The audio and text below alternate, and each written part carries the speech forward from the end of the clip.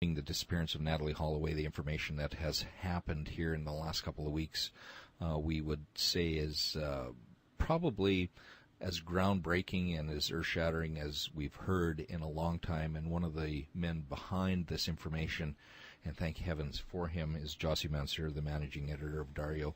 Welcome back to the show, Josie. Thank you. Nice to have you. It's been an interesting 2 weeks. You first mentioned the tape on my program when I last spoke to you. You were on the lineup program with Kimberly Guilfoyle and brought forward the tape. It's, for lack of a better term, something that this case has needed a good jump start for a long time. My first question to you, and I have lots for you, and I appreciate your time this evening, sir, is what made you bring forward the tape at this time? I had to bring it forward because the case was lagging here. Not much was being done on it. Right. And since we have very important information on the tape, I said, well, it's about time for me to bring it to the attention of the Aruban people and the American people so that they know exactly what happened to Natalie, at least in the sense of the moral crime committed against her, and certified, confirmed by the lead investigator at that time. Have you heard from Gerald Dompeg since this tape has been released? No, not at all. Do you expect to hear from Gerald Dompeg? No, I don't think so. He no longer belongs to the police corps. Right. I don't even know if he's in Aruba. I know he set up a security business now, going to dedicate himself to offering security to businesses, hotels, etc. But I'm not aware of his presence here. Have you heard from the prosecution team? Nothing whatsoever, no. It's interesting, Josie, that since you've brought this tape forward, some of the lawyers involved who were quite vocal in the news media have all of a sudden become very quiet in the news media, and I'm curious at your thoughts on that. Well, I've noticed that also, even here in Aruba, no? Especially the lawyer for Yoran and the two lawyers for the Kalpu brothers. The way to explain it is that now we have a direct confirmation of what we knew from the beginning but couldn't confirm. And that is that these three suspects molested this girl according to our laws, right. Committed a moral crime against her because she was not conscious, she was going in and out of consciousness. And if someone is not conscious, how can she consent? Impossible. So whatever they did to her, and they did a lot because they admitted it to the police, to the interrogators, was done without her will because she wasn't conscious. I don't think cover-up is too strong a word in this case. In fact, I think it's an accurate word. And one of the questions that came up to me to ask you, Josie, is who would have the power in Aruba to orchestrate something like this, or was it a group effort, or is just this bad investigation? It's not a bad investigation per se, because the people investigating the crime at that time were very gung-ho. They wanted to solve this case. Dompeg was dead set in solving it, but something happened in the meantime. I mean, I believe, now this is just an opinion, I believe that the pressure came from above, perhaps even from Holland. Mm-hmm. Because let's not forget that Paul van der Sloot has a very political and powerful brother in Holland, Marco van der Sloot. He belongs to the VVD party. I mean, they handled defense and police work. So there could be, I'm not saying this, I'm not accusing this man of anything, but I'm saying the possibility exists that the influence could have come from Holland to try to save this kid by whatever means possible.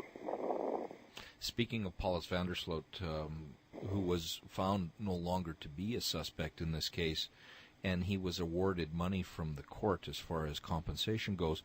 Do you know, Josie, was he ever paid that money, or was there any sort of appeal process made on that? We have no way of knowing that, no.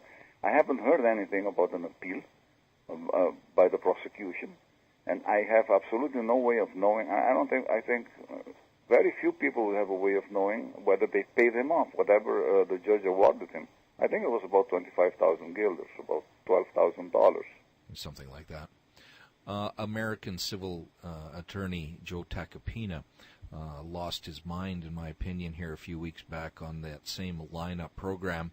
And to quote your editorial, he acted like a spoiled brat whose pacifier was yanked from his mouth. His voice was full of anger and despair, but with those emotional outbursts, he's not going to change the reality of the case. His client, Joran van der Sloot, committed a moral crime against Natalie, and I think that nails it exactly, Jossie. I asked you last time a little bit about Joe Tacopina, and I'm going to ask you again. A lawyer who always issues threats of wanting to sue people, yet comes forward and makes some disparaging comments, very unprofessional comments about yourself and others. You've been in this business a long time, and I'm sure it didn't bother you that much, but Joran van der Sloot is studying and walking the streets right now, and Natalie Holloway isn't. Is this fair?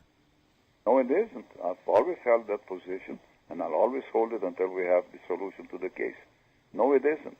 I don't think this kid should be studying while Natalie is not there, especially now that we have the reconfirmation that Joran van der Sloot molested her in the car, committed a moral crime against her.